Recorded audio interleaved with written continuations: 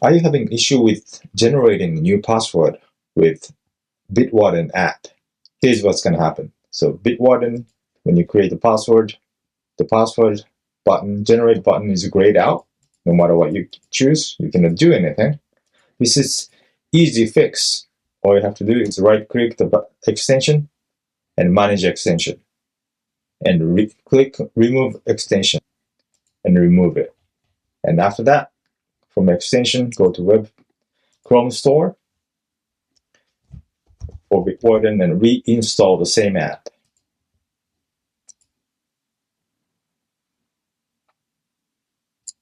Make sure you pin so you can easily access. Enter your email credential and password. Since this is a new installation, app requests a code. Just to get the code and login. And now when you click new login, you can generate the password like before. Problem fixed. If you like this content, please like and share and subscribe the channel. Thank you for watching.